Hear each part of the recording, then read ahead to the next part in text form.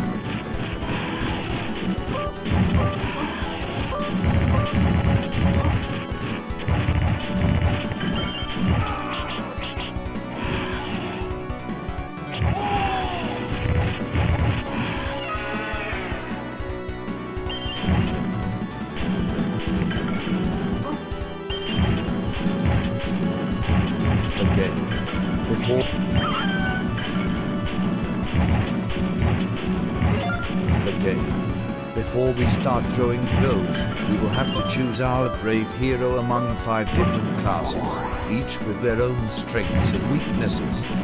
The wrestler, for example, is the most balanced of the lot, efficient both in attack and in defense and with a not indifferent vital bar. The dwarf is small and agile, very skilled in dodging and knows how to throw effective shots. The mage is the weakest on the stamina front, but his magical attacks make him ideal for ranged attacks. The cleric shows considerable power and is the hardest to die of the group, all however at the sacrifice of the movements, which are really slow. Finally, the elf is another ideal character for ranged attacks. It does not stand out for its vitality or damage inflicted, but it stands out for its excellent speed. 5 characters well characterized and distinct from each other, with various differences in statistics and abilities, are already an important business card for a game that makes itself worth even more once you step onto the battlefield. The adventure is divided into 16 levels, some actually quite short, others in line with the standards of the genre.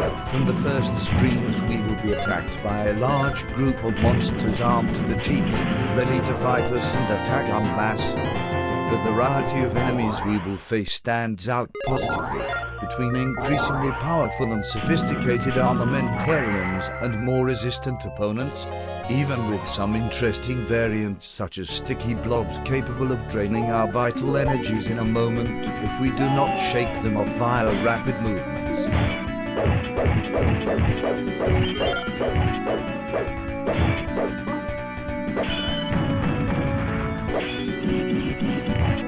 The boss fights are splendid, probably the best aspect of the game. The enemies are varied and increasingly complex patterns at each new level, where there will be clashes with dangerous creatures, skilled both in combat and in dodging the blows of our warrior.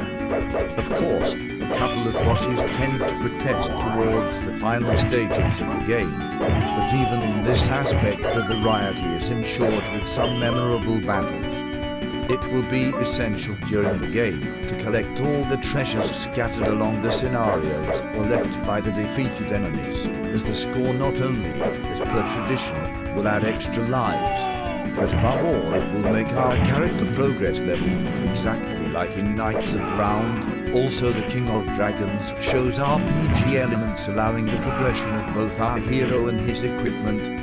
This therefore implies a more full-bodied vital bar, a better defense and a more powerful attack, essential continuing towards the final levels, where the opposing army will become larger and more dangerous and the bosses much more fearsome and capable of causing serious damage with a single shot.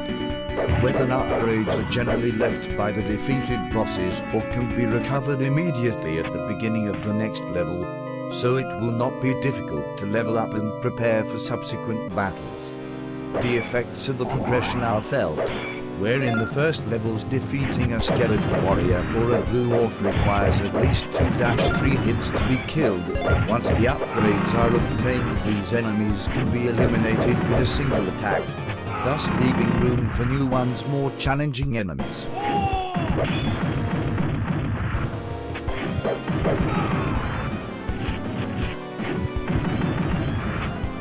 In addition to the treasures, you will also be able to find healing objects to recover lost energy and also some magical spheres which, once broken, will unleash powerful elemental attacks capable of instantly eliminating all enemies on the screen.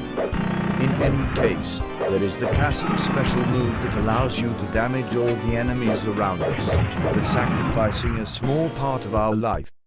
Furthermore, if you are really lucky, inside the chests you can also find special objects capable of increasing the continues available by 1 unit. If, on the other hand, the blindfolded goddess is not on your side, some crates could leave you an unpleasant gift, attacking you or releasing traps such as instant frost, thus rendering us helpless in front of enemies for a few moments.